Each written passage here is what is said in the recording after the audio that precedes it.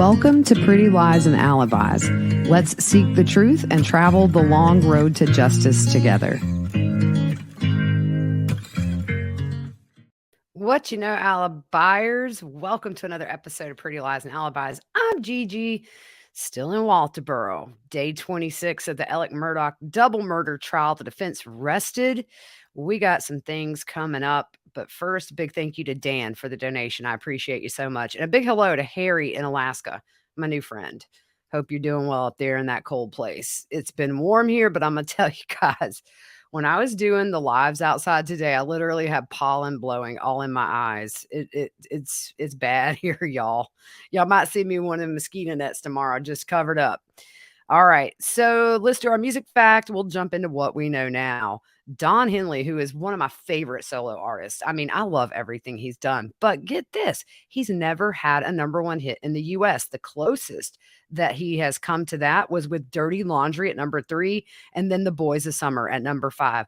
Boys of Summer is one of my favorite songs ever. I love the way it opens. I love the feeling of it. Oh man, he's had some great hits.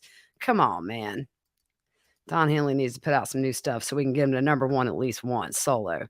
All right. So tomorrow we will not be back in court until Judge Newman says 11. I think that was pretty generous in his assessment of how long it will take to get to and from Moselle in some kind of a van, I'm sure, and do the walk around and get back. But we'll see. So they are taking that jury view.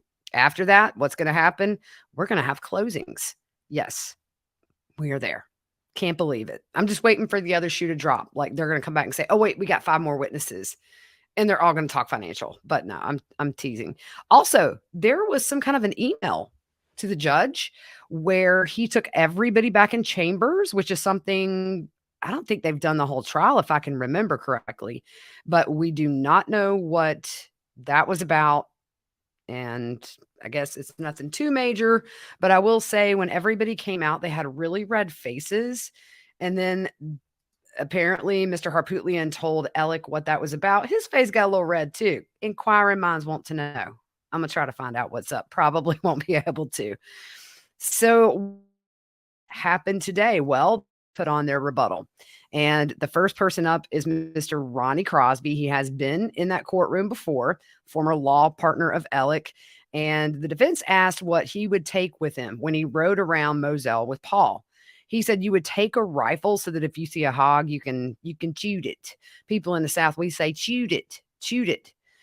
He said he has shot hundreds of hogs in the daytime, which contradicts Alec's testimony that you only go hog hunting at night. So Harpootlian objects, saying that Mr. Crosby is not an expert. And Mr. Crosby says, I disagree. I've shot hundreds of them in the daytime. And then Harpootlian made a funny and said he withdrew his objection. He did confirm, as we know, that Paul preferred that blackout rifle.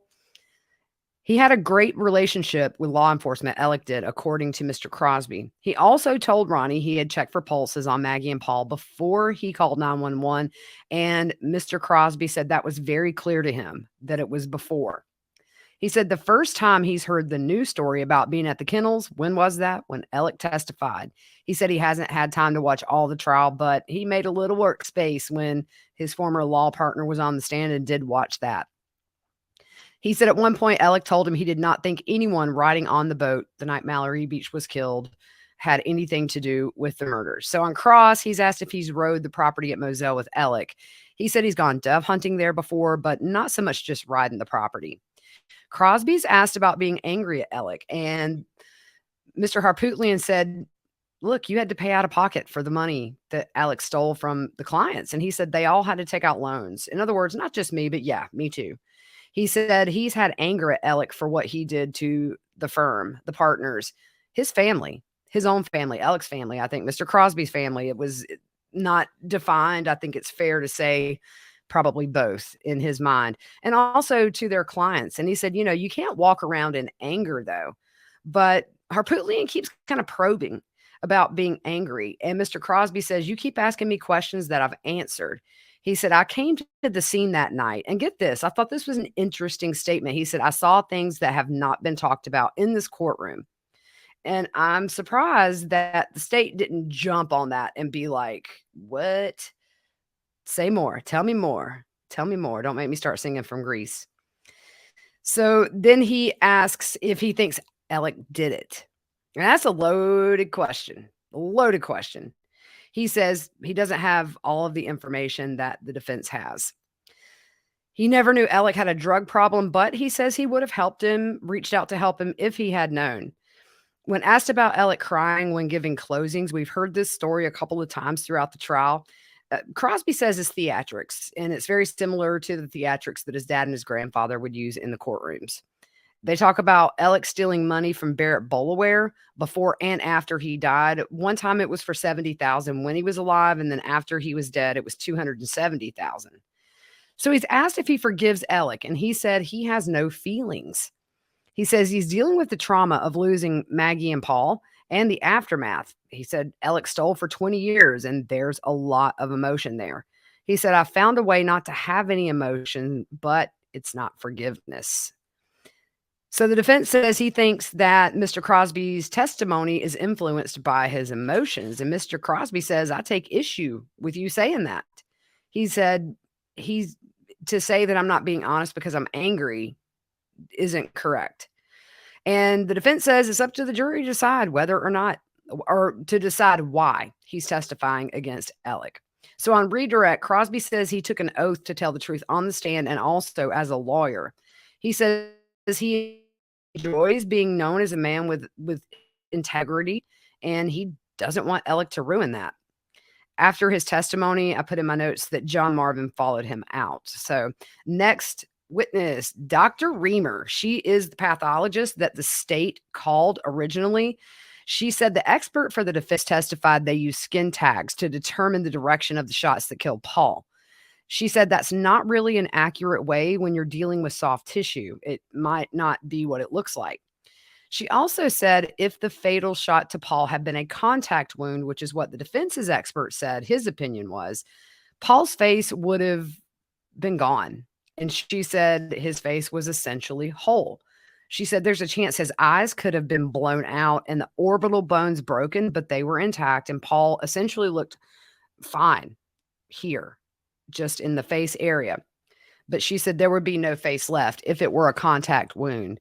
She said the shoulder and the neck wounds are, in her opinion, consistent with entry wounds.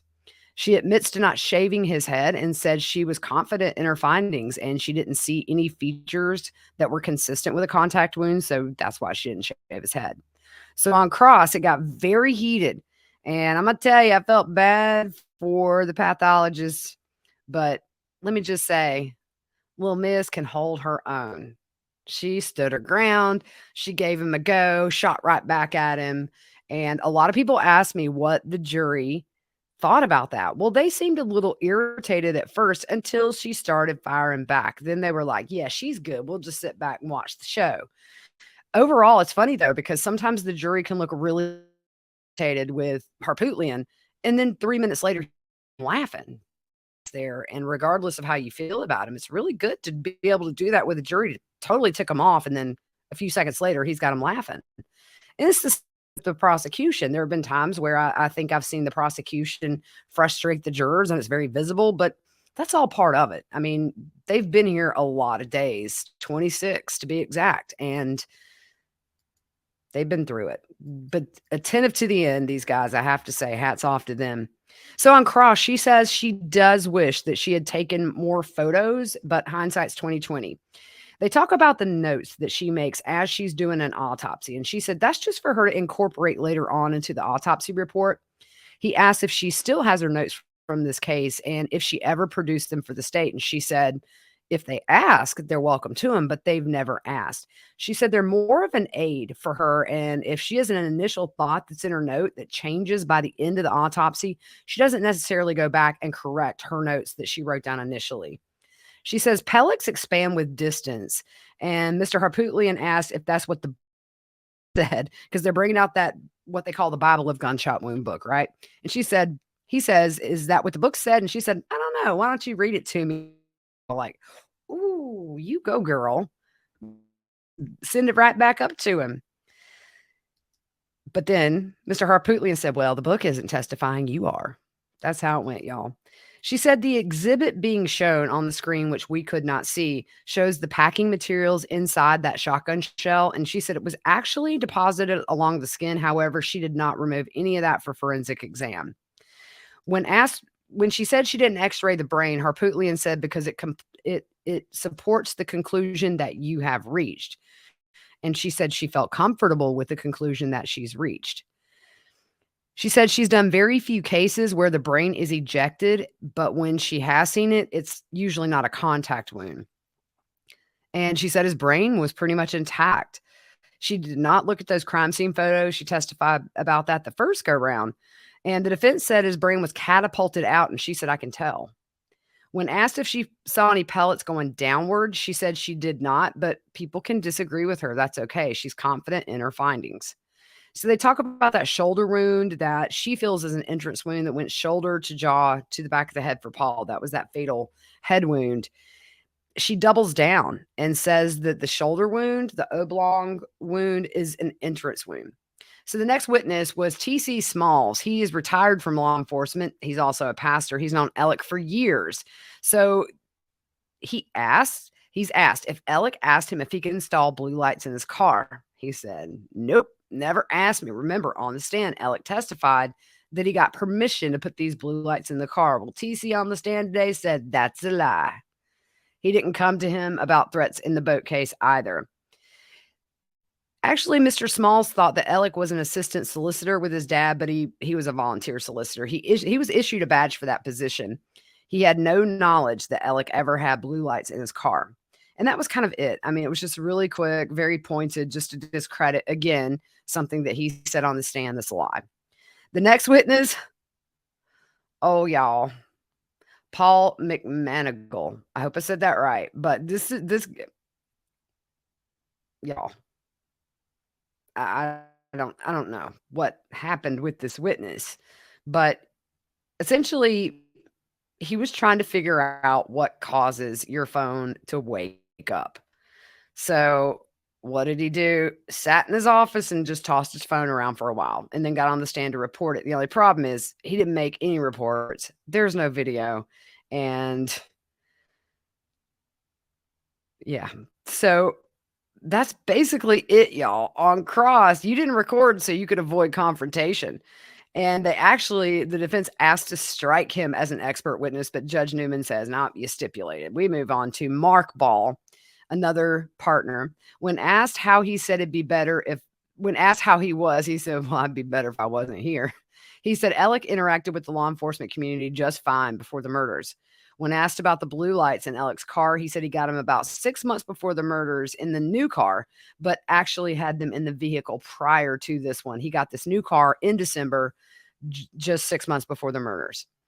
He also says that he shoots hogs on his property in the daytime, and just a few weeks ago, he shot 5 in broad daylight. This is all hogwash. I had to get that out. It's hogwash. We talking about hogs today. He also told Mr. Ball, Alec also told him that he checked those pulses before he called 911. The first time he ever heard about Alec admitting to being at the kennels was when he testified on the stand. He said he was able to look at you and lie convincingly, and he said, obviously. I heard that in Snape's voice when he said it, by the way. If you're a Harry Potter fan, you get it. Obviously. So on cross, he hasn't talked to Alec since he was confronted in September about the missing funds from the firm. He said he never heard him complain about SLED. They thought Paul was wrongfully charged in the boat accident and was going to fight it in court. Alec thought it was a very defensible case. He didn't know SLED was investigating Alec for obstructing the boat case investigation either. You know your girl's been lacking in the sleep department lately, but I found something that helps me sleep much better when I do sleep. Who knew that a better pillowcase is all you need for better sleep? Let's talk about practicing self-care while you sleep. Set yourself up with better sleep this year with Blissy's award-winning 100% mulberry silk pillowcases. It gives you better hair and skin. Seriously, silk, it's what's best for your hair and skin. It reduces frizz, tangles, and prevents breakage. That's because it keeps the moisture in your hair and your skincare products and natural moisture on your skin, unlike cotton does.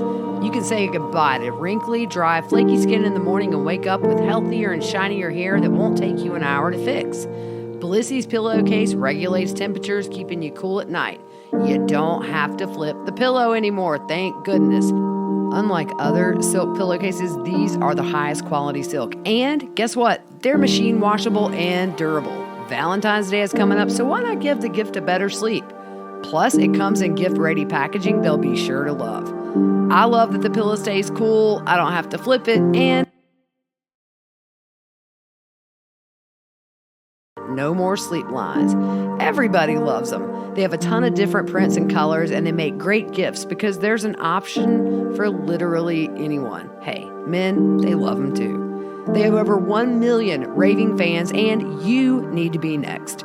Try now, risk-free for 60 nights at blissy.com/whattheworld. Get an additional 30% off. That's Blissy, BLISSY.com/whattheworld, and use code WhatTheWorld to get 30% off. Your skin and your hair will thank you.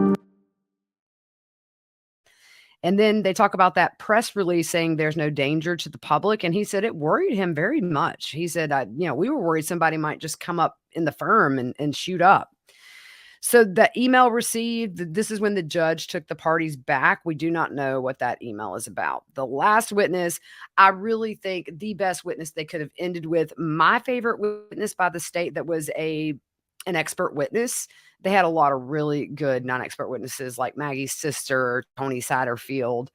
And I think the law partners have been very open. And I think it's very obvious the deep hurt that they all still feel, not only with the murders of Paul and Maggie, but also you find out somebody you cared for, loved, shared holidays with, vacations with, looked at you for 20 years and lied to you. That has to be so traumatic to deal with on top of everything else, because you think about just the financial cases alone, what these partners have had to do, which is take out loans themselves to do it honest and pay back these people who are owed money. And the hurt is there. It's very visible, just palpable. Yeah. So but anyway, back to Dr. Kinsey. I love Dr. Kinsey. I think he does what a lot of expert witnesses, not just in this case, but any case does, is explain it to the jury and us lay people like we're three. And I think when Dr. Kinsey testified that first time, it was really the first time that I was able to visualize how these murders happened. And the jury was very, very interested the first go round. Same thing for today. They love this guy. He's easy to listen to. He really could start a YouTube channel and make a ton of money. I'm telling you, he could do a subscription service and like teach little things. I would buy it. He's smart. I like this guy. He said the defense expert meant well, but his methods were flawed. Now, remember, the defense expert had those visuals that showed the two shooters with the green lines and things like that. So they'd start off talking about that shot to the quail pin. He said you can sometimes see the direction of impact, but that can be affected if it hits someone or something. He has no confidence in establishing angles with cardboard because the appearance of the hole can actually be messed up once you take that dowel out, since it's really thin and flimsy. So doing it once, maybe, but that second time after that dowel's been pulled out, it really can mess up the hole itself, which would give you a wrong angle. He said with a confident hole, which is in a surface this hard and that's not flimsy, you can use a protractor and a rod to determine that angle pretty accurately. The trajectory in this quail pin is an upward trajectory, and he's confident about that, but can't give an opinion on the angle. He's more confident about the doghouse defect because it's obviously more sturdy. It's made from wood. The defense expert said the shooter was between 5'2" and 5'4". Remember, it's the two Utes. And Dr. Kinsey said the defense expert had the shooter moving on this line, basically. If you remember, that picture had kind of a green line that it was like a back and forth, almost like a video game, being stuck on one line. But he says there's so many variables you have to consider when you're determining the height of the shooter. One example, how are they holding the gun? He said the method the defense witness used was just unscientific. He said you can shoot the same angle at different distances if you're 5'2" or 6'2" or 7'2". It doesn't matter. The further back you go, if you're taller, if you're still at that angle, you can still make that exact same shot. They show the exhibit from the defense expert who used the string. Remember, he found that defect in the tree behind the kennel. So what did he do? He ran a string from that defect through the hole in the window to determine the angle of that shot. And essentially, he was trying to show that you cannot get that angle with a taller person. Ultimately, Dr. Kinsey says, we'll never know the position of the shooter, but you can't exclude a 6'4" shooter. He said you can't get true trajectory either, like this guy tried to do with the string with one pellet, because pellets spread and they do so in a cone shape. So they talk about the contact wound. He said someone committed suicide in front of him with a shotgun to the forehead. And you could tell, man, when he said that, you could tell that's a hard memory for him. But he's also seen 3 dozen shotgun wounds, whether they're suicide or execution style. He said the forehead and the facial features on a contact shotgun wound to the head, they're shredded. They show a picture of Paul's face, and they say it was pretty much normal, considering Paul also, if it had been a contact wound, they would have found pellets in the skin flap. So that's like when you separate the skin from the skull and pull it down, you would have pellets down in that. And you would also have facial bones exposed. The eyes come out, they can hang down. It breaks the orbital globe, just mass destruction, as you can imagine. I've seen point blank to the front of the face with a shotgun wound, and it was split in a V. I saw that in the morgue too. A double murder with point blank shotgun. It was not pretty. Still see it with my eyes wide open, y'all. Not pretty. So they talk about the defense witness saying that this was a back to front shot. Remember, when Tinsley first testified, he said to get that wound where Paul's was, that shooter would have to be on the roof. Well, essentially, the defense expert has the shooter going around a wounded Paul and then shooting him in the back of the head. So what do? The attorney general, by the way, did this last line of direct questioning, and that was interesting. And he was very good at it. He was easy to listen to. And they talk about the court staff. They ask if they can have one of the doors open. So I'm sure you've seen on the feed, I don't know how close they bring that shot in, but you have the judge and then you have 2 doors, one on each side, kind of one by the witness stand and then another just to the right of the judge, to his left. But they want to demonstrate, because Dr. Kinsey said that this theory is preposterous. He didn't hold back. He said a number 1 dry lock shotgun shell travels 1,450 feet per second. Flesh and bone would be gone, and the pellets would actually be in the yard and not in the feed room. Really good point. And it seems like a very basic point. The previous witness said you'd be hurt with the blowback. Remember, said they may even be injuries from skull, cutting the skin, blood all over the place, tissue. And Dr. Kinsey said if you're behind the gun, you get about 8 to 10% blowback. And also, he's asked, if you're shooting down on Paul, how do pellets get up in the door frame near the top? He said physics don't work that way. The shells around Maggie and also the older shells that they found on the property, according to Dr. Kinsey, were loaded and ejected from the same weapon, saying that a family weapon killed Maggie Murdaugh. 6'4" shooter can't be excluded. And also, one thing the defense may hop on tomorrow, can't exclude 2 shooters either. So on cross, he's asked, do you have any medical training? He said, I do. He said, I'm not a pathologist, but I do have gunshot wound pathology. He said there's a chance the cartridges from the quail pen and doghouse could have hit Maggie. He's confident both the shooter and Maggie were moving at the time she was being shot. So there is an exhibit on the screen, and he points out that the leveler and the protractor are in the wrong spot. He thinks the shooter to Paul's fatal shot could have been closer than 2 feet, but he said, I'm not a pathologist, and he did not want to undermine her findings, and he made that very clear. He said Paul was caught by surprise or knew his shooter. The shooter would have blood on them, especially the closer to the muzzle that they are. So on redirect, Dr. Kinsey said the defense's expert did not account for positioning or how that weapon was being held. There's no way to know how everyone was moving in that crazy moment when Maggie was murdered. So after that, the state rests. I mean, there was more testimony embedded in there. It's very, very repetitive. By the way, I have 3 ads this week. You guys are very welcome to skip through them. It's how I'm able to do this podcast, but I've had a lot of complaints and I apologize. But if I don't do ads, I don't do this. I'd have to go get a real job. So thank you for being patient with the ads. A lot of you guys have bought some of the things that have been advertised and love them. I try everything out. So I try not to do anything on here I haven't tried out and love. My weekender bag from Base is great. And I love Pros. I mean, I'm telling you, I'm using Pros and like my hair is a lot shinier and soft. Blissy's great. That's my pillowcase, Daily Harvest. I love. Their food's awesome. My freezer, I have a refrigerator and a freezer in here. And so I brought all the samples they sent me down here to eat. And it's kept me going because I don't have time to eat, y'all. I'll do the live Q&A. And then I usually have 10 minutes to run and freshen up and go back inside. So Daily Harvest has saved my butt down here plenty of times. All right, guys. So what's the plan from here on while we're deliberating? Well, a couple of things. I'm pretty sure me and Anjanette will be off and on Law and Crime throughout the day. Tomorrow we'll be there at 9 a.m. and we're going to do some hits before we go back in. So closings tomorrow. I'm going to sum those up. We're having a little media get together tomorrow night. Excited. Had one last night. That was great. And I didn't get to stay too long.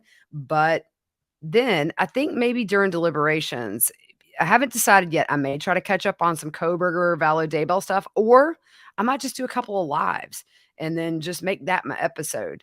And if you can't join, it'll be an episode form. So anyways, that's it for today, guys. I'm going to get this uploaded. I'm going to try to do a quick live with my Patreon subscribers and hit the sack because even though we got a late start with closings tomorrow, I don't. I'm going to be there rocking it at 9 a.m. for y'all with my girl Anjanette, who I love having in town. She's awesome. I love being with her. All right. So anyways, that's it, y'all. We'll keep you updated tomorrow. Man, we're getting there. I think maybe the jury won't get it till Thursday morning, come in fresh, get their jury instructions, and then let's go. And maybe since it's going to be Friday the next day, maybe we see what's up and get a verdict. If not, I'll be back. There's no weekend deliberations, by the way, and they will not be sequestered. So this is going to be a Monday to Friday deliberation, and we'll be here every day. They're waiting, and I will let you know as soon as we know that we have a verdict. In the meantime, y'all be good. I'll stay out of trouble. All right. See you tomorrow.